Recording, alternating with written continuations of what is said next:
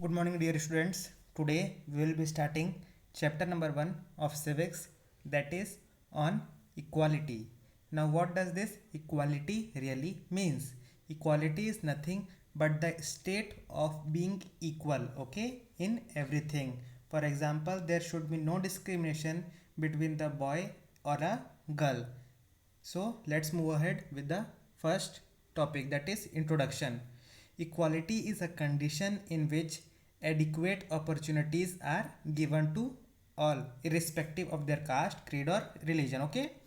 Now what is equal right to vote? In a democratic country like India, adults irrespective of their religion, caste, education, status, gender or place of birth are given the right to vote under the universal adult franchise. So in general terms, what is universal adult franchise? In this, people's participation or conflict resolution, okay, is done irrespective of their religion, caste, education, status, gender or place of birth. Each and every adult in India has the right to vote, okay, irrespective of his wealth, community, religion, etc. Under this system, the value of each vote is same. Okay. Next is, does equality in India exist? So in reality, the differences exist between the citizens of our country. For example, the caste system divides people into caste based on their birth. It is followed by both rural and urban areas. Okay, some places have distinction between the places of birth in rural areas also and in urban areas also. Dalits or so-called lower class are treated badly and denied opportunities even today. Who is a Dalit? Dalit is a term used by the people of lower caste to address themselves, okay, and people are also denied residential areas based on their caste and religion. When persons are treated unequally, their dignity or their decorum is violated. Okay. Next is equality in Indian democracy. The Indian constitution recognizes every person as equal. Okay. This means that every individual in the country, including male or it is a female, from all caste, religions, tribes, educational and economic backgrounds are recognized as equal. Okay. However, it does not mean that equality doesn't take place in India. Okay. So this means every individual in the country, either it is a male or a female from any caste, either it is from scheduled tribe or from unreserved class or a reserved class, religions, tribes, educational and economic backgrounds are recognized as equal. But there are also some exceptions regarding to the inequality that exist in the India.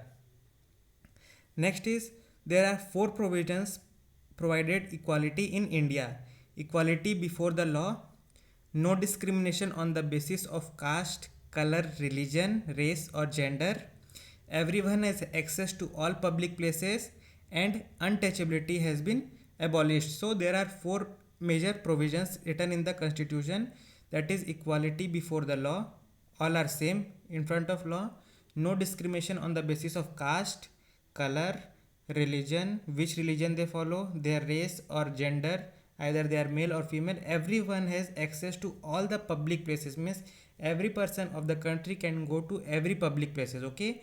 And untouchability has been abolished to in order to minimize the discrimination among the people.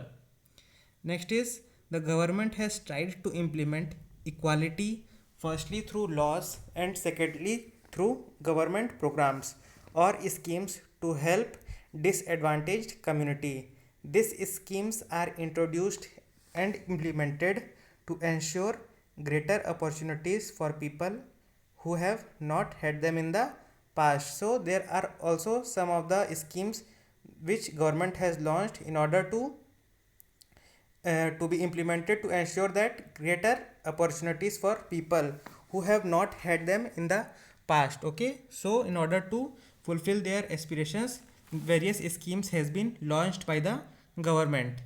Next is, in addition, programs like midday meal schemes have been launched to improve the attendance and enrollment ratio of the children in school. Dalit women have been employed to prepare the meals. For example, in many government schools, you would have seen that many midday meal schemes have been launched to improve the attendance. So, more and more children come to get enrollment in the schools, and in order to prepare those meals, Dalit women have been employed to make their meals for midday meals.